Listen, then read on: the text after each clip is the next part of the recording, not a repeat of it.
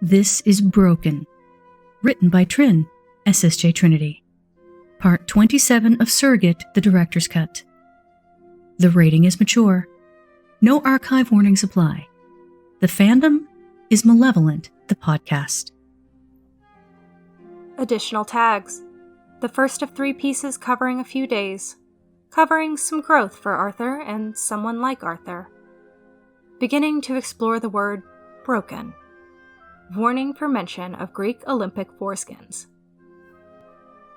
Voices by LynnLarsh as John, Jasper as Arthur, Lith as Dis, Vmprsm as the narrator, SSJTrinity, Kraiva, and Somniate as the work introduction. Editing by Flamia. Directed by Vmprsm.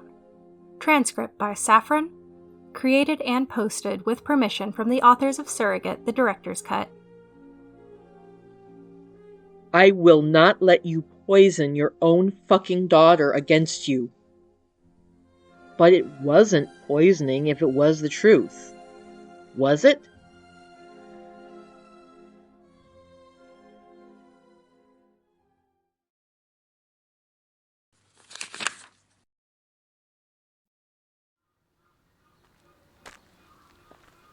The day is hot, and Arthur is confused. He's been chewing on what John said, chewing on it, tonguing it, trying very hard to figure out its flavor and shape. I will not let you poison your own fucking daughter against you. Arthur doesn't understand. I will not let you poison your own fucking daughter against you. But it wasn't poisoning if it was the truth, was it? Watch it. Rock. Don't know who the fuck left that right in the path. Arthur shifts to the right and keeps walking. We've discussed how it's bullshit. They had, hadn't they? There's something weird here, Arthur considers, still trying to get the flavor of John's words. Something he can't mentally see, like it's underneath a sheet, or hidden in rubble, the barest shape of it hinted at beneath other sharp-edged shapes. Hold on. Something's different today. Arthur stops. What? Thoreau isn't here. Dis has some kind of big stick? Javelin? I don't know. Great. I guess she's finally decided to impale me. The phrasing is awkward, sure, but John's reaction makes it worthwhile as the god in his head sputters, sort of chokes, and fails to come up with any kind of response. Arthur even manages a tiny smile as he approaches Dis and her mysterious big stick. Morning. Composer. She's tossing the... Arthur doesn't get his hand up in time, but John manages, catching the surprisingly heavy wood. It absolutely would have hit him without John. The fuck, Dis? Ass. We have a lot of work to do. Arthur scowls. Why? Where is Thoreau? She's got special princess lessons today. Has to learn new greetings for some of the fuckwads that'll be smiling out through this. One thing about Dis, she always shot straight. Fuckwads? Who? Her eyebrows just shot to the top of her forehead, practically. You don't know about the games? I'm composing music for them, but I don't know anything else. So I take it nobody's told you you're competing. Arthur can't stare, but he sure feels like he's doing it. The fuck he is? He can barely stand. John, I'm not that bad. No choice about it, I'm afraid. Anybody who's anybody is coming. This thing happens every 1,000 years or so. It's a big deal. Sure. But why would I be competing in a game meant for gods? You're gonna have to ask your sugar daddy that one. It's Arthur's turn to sputter. Come on. Nobody expects you to win anything. You just have to show up, throw a stick, leave. She leans in. But I'll be damned if you throw the stick like a twerp. And then she's behind him, hands on his arms, his shoulders, his hips, turning him, aiming him. See how you line him up? What? What? Throw.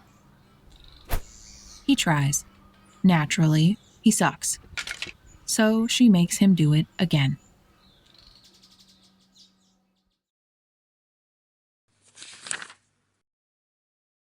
By evening, his arm and shoulder feel a little like one of those fuckwad gods tried to twist it off.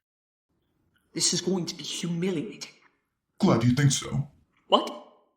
Why? Because when you're at your worst, you don't care if you're embarrassed or not. Arthur is still struggling with all of this. I guess. It matters. It makes me happy too. Damn it. Not to see you uncomfortable, but to see you actually care. Okay? Okay. Arthur chews his tongue a little. John? Yeah? But then Arthur's not sure how to ask. How was telling the truth to his daughter poisoning her? Wasn't hiding it far worse? Why did... Then it hits him. John didn't think that was the truth. Arthur's eyes widen. Arthur? I need a minute. How could he think it wasn't true? It added up, though. Nothing else made sense. Not right now. He rolls his shoulder again. John's hand comes around to rub it. Maybe we should get some of that ointment. And be purple for who knows how many monsters to leer at. No, thank you. They wouldn't even see it. I don't know that for sure. I'll have you know that ancient Greece's Olympics were done in the nude. John needs a moment this time. When he replies, it's with a vaguely disgusted awe. Why? Showing off? I honestly don't know. For whatever reason, this concept is weirding John out. Arthur finds that deeply funny. You think that's weird? They would tie themselves up by the foreskin too. There were stylized ways to do it and everything. Arthur is trying so hard not to laugh at him. He plays a few chords. I'm not making this up, you know. No, I know. It would all be so jiggly. It's a real laugh, almost a belly laugh, and his whole body shakes with it as he leans against the piano. It would. Oh, God! Arthur wipes his face. Jiggly! Arthur! Something about the chiding tone sets him off again. It doesn't take long for John to join him.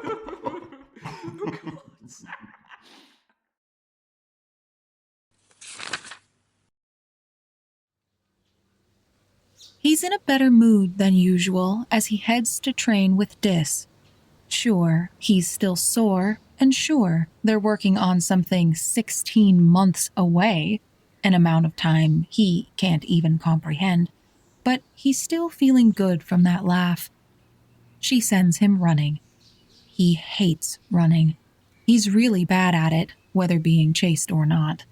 Still, his good mood remains until he gets back from his first lap and finds someone waiting for him.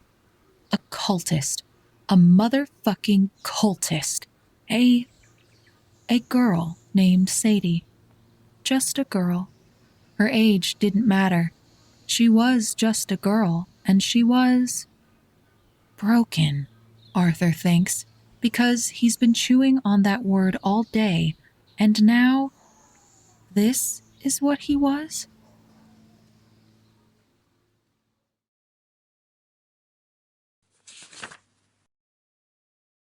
Arthur has a lot to process. How John reacted to her, for one, which, no, maybe he can't process that at all. But that word, broken, the implication, the comparison. Was this how he came across to people? It was the same word. And Arthur was having trouble. He could see that, feel it. He knew he was a burden. That was just how things were now, but this... John. What? He keeps looking at the drawing held in his left hand. What do you think happened the night my daughter died? John's hand clenches, slightly wrinkling the paper. It takes him a while to reply.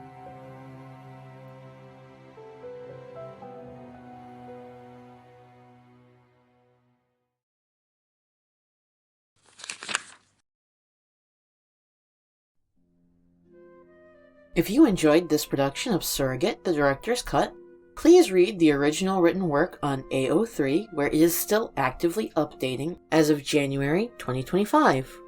A link is in the work notes, where you can also find the social medias of all the production cast. Malevolent was written and produced by Harlan Guthrie, and all characters depicted here belong to their respective creators. The cast and management produced this show for no monetary gain, and all rights remain with the authors.